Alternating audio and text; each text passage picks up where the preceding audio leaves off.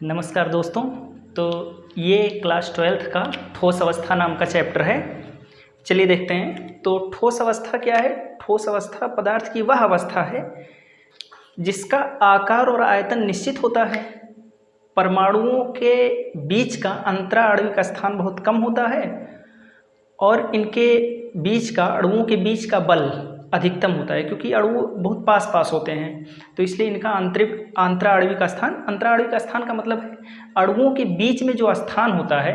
तो ठोस के अणु ज़्यादा पास पास होते हैं, इसलिए इनके अणुओं के बीच में स्थान जो होता है वो कम होता है, उसी को अंतराणविक स्थान कहते हैं। और अंतराणविक स्थान जितना कम होगा उसके अणुओं के बीच में उतना ही ज़्यादा आकर्षण बल काम करेगा।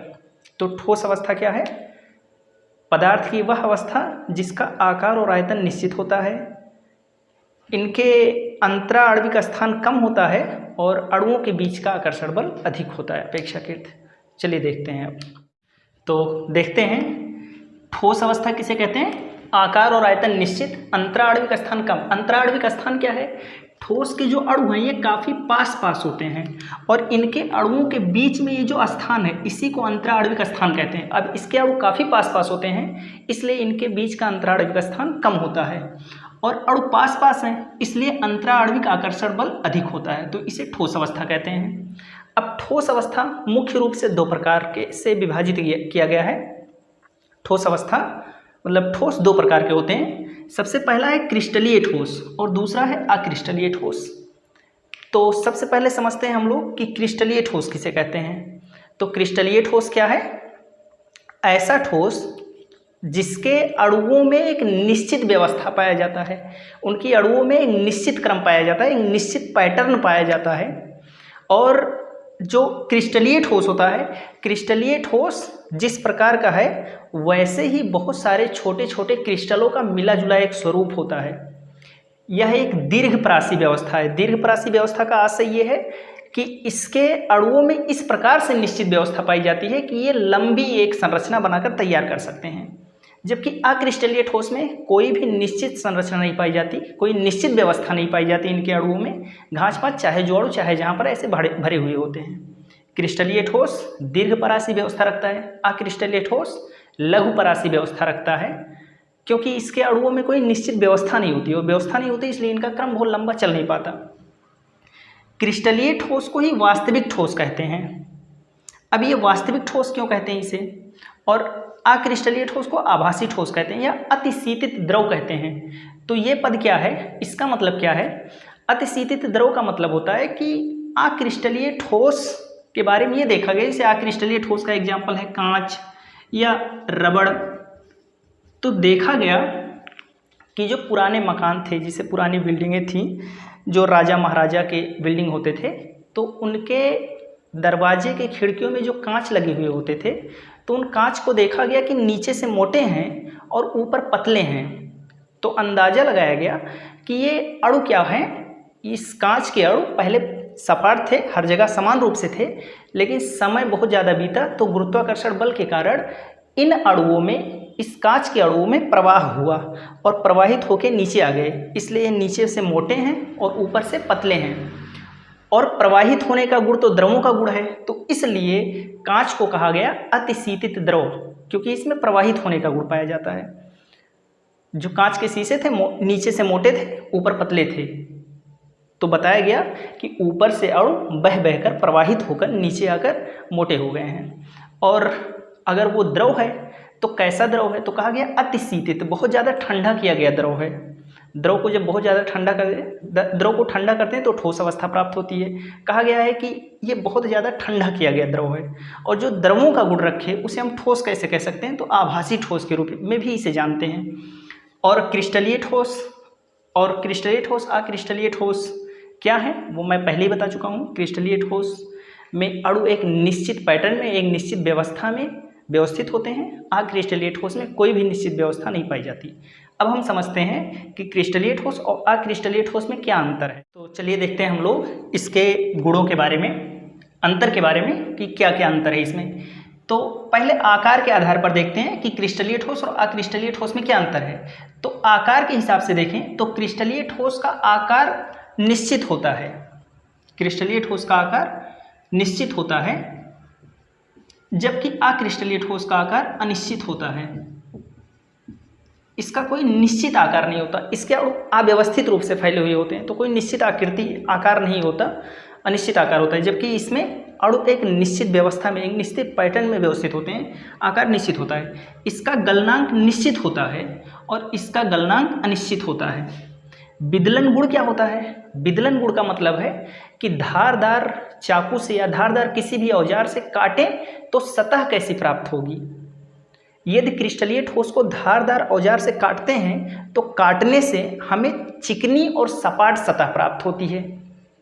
जिस तरह से केक को काटें या पनीर को काटें, तो पनीर को धारदार चाकू से काटें तो किस तरह से चिकनी सतह मिलती है, उसी तरह से क्रिस्टलीय ठोस को जब काटते हैं तो चिकनी और सपाट सतह देता है, चिकनी और सपाट सतह देता है। जबकि ये खुरदुरी सतह देता है।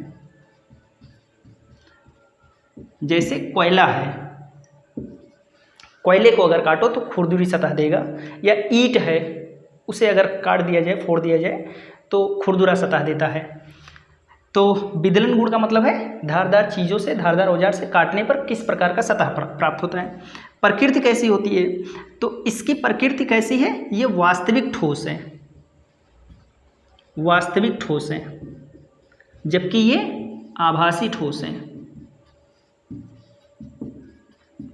तो प्रकृति कैसी होती है? क्रिस्टलीय ठोस वास्तविक ठोस है, इसकी प्रकृति निश्चित होती है, अणुओं में निश्चित व्यवस्था पाया जाता है, इसलिए बहुत ज़्यादा मजबूत भी होते हैं। अक्रिस्टलीय ठोस थोड़े मृदु होते हैं, क्रिस्टलीय ठोस कठोर होते हैं ज़्यादा। कणों की व्यवस्था कैसी होती है? तो इसकी व्यवस्था होती है दीर्घपरासी। दीर्घपरासी का मतलब ये हुआ कि जैसे अगर हम किसी भी चीज़ को एक सीक्वेंस से, एक निश्चित क्रम से, एक निश्चित व्यवस्था से आगे बढ़ाएंगे तो वो दूर तक चलेगा, वो ज़्यादा लंबा चलेगा, वो व्यवस्था ज़्यादा लंबी चलेगी। यदि हम घाँच पाँच ऐसे ही चलाएंगे तो वो कैसी होगी? वो लघुपरासी व्यवस्था होगी,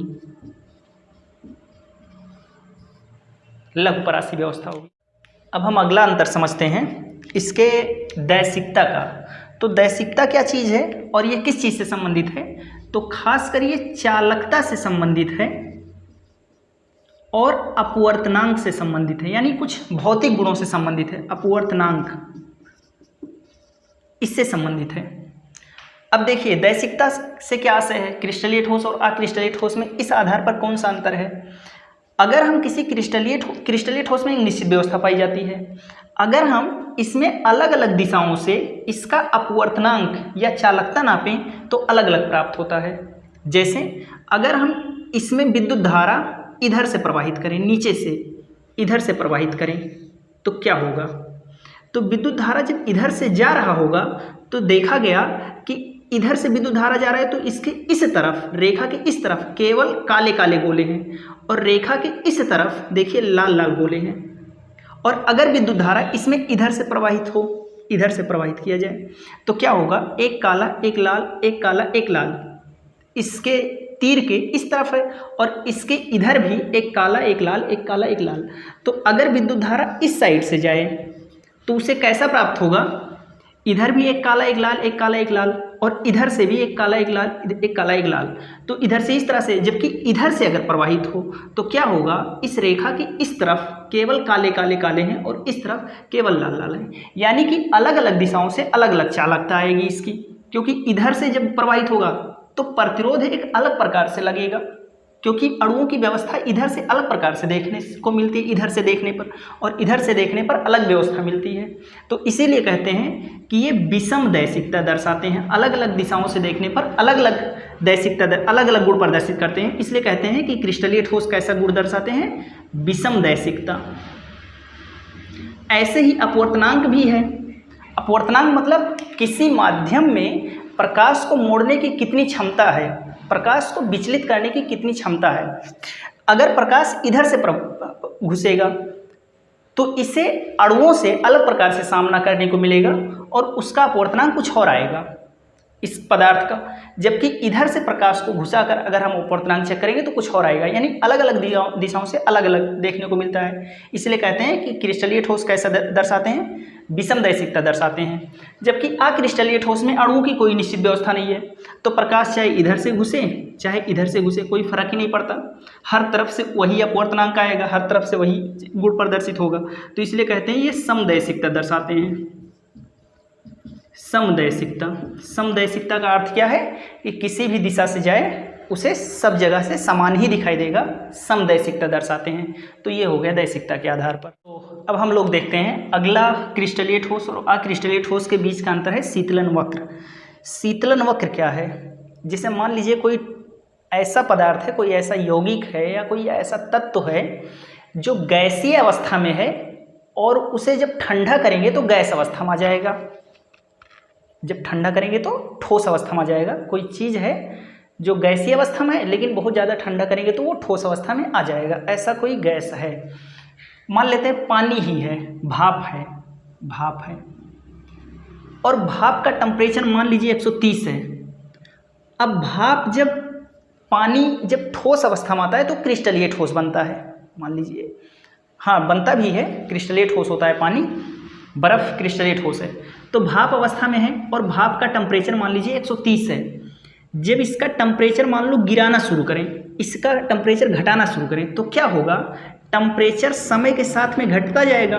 तो जैसे जैसे टेम्परेचर घटेगा ऐसे ऐसे इसका टेम्परेचर, ये ताप वाला ग्राफ है, तो समय के साथ साथ टेम्परेचर घटता जाएगा। लेकिन जैसे ही इसका टेम्परेचर 100 पर पहुँचेगा तो यहाँ 100 पर पहुँचकर क्या होगा? अब आप जितना इसका टेम्परेचर गिराएंगे तो इसका टेम्परेचर गिरेगा नहीं, वो अवस्था परिवर्तन होगा। और जितनी देर तक अवस्था परिवर्तन होगा उतनी देर तक ताप निश्चित रहेगा। यहाँ पर क्या होगा? यहाँ पर होगा अवस्था परिवर्तन, अवस्था परिवर्तन होगा।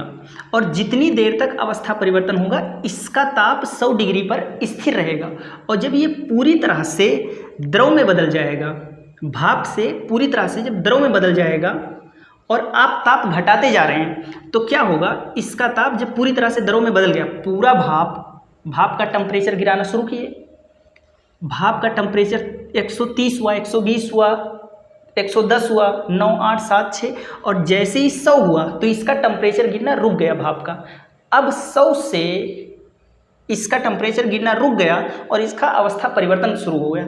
और जब पूरा भाप जब द्रव में बदल जाएगा, इसके बाद ही पानी में जब बदल जाएगा तब जाकर इसका टेम्परेचर फिर से गिरना शुरू होगा। और तब समय के साथ साथ फिर से टेम्परेचर गिरता जाएगा, टेम्परेचर गिरता जाएगा और जैसे ही 0 डिग्री सेंटीग्रेड आएगा, जैसे ही 0 डिग्री सेंटीग्रेड आएगा तो फिर से इसका टेम्परेचर गिरना रुक जाएगा और तब तक भर इसका टेम्परेचर नहीं गिरेगा जब तक भर ये पूरी तरह से ठोस में न बदल जाए। यानी यहाँ फिर से अवस्था परिवर्तन होगा और अवस्था परिवर्तन जितनी देर तक होगा उतनी देर तक इसका टेम्परेचर नहीं गिरेगा, उतने समय तक इसका टेम्परेचर नहीं गिरेगा, अवस्था परिवर्तन होगा। और जब पूरा पानी जब बर्फ़ में बदल जाएगा तो फिर से इसका टेम्परेचर गिरना शुरू हो जाएगा।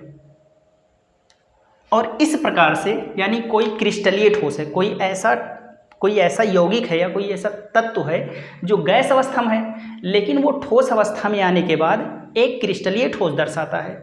तो जब इसका टेम्परेचर गिराना शुरू करेंगे, जब ये गैसीय अवस्था में, तब इसका टेम्परेचर गिराना शुरू करेंगे और इसका टेम्परेचर और समय के साथ में ग्राफ बनाएंगे तो एक असतत वक्र प्राप्त होगा। देखिए इस तरह से असतत वक्र प्राप्त होगा। इसीलिए क्रिस्टलीय ठोस का शीतलन वक्र कैसा होता है? असतत होता है। जबकि अक्रिस्टलीय ठोस में क्या होगा? ये सीधा सीधा ऐसे सीधे गिरता जाएगा और इसका सतत वक्र प्राप्त होगा। तो अक्रिस्टलीय ठोस का शीतलन वक्र सतत वक्र होता है और क्रिस्टलीय ठोस का शीतलन वक्र असतत वक्र होता है।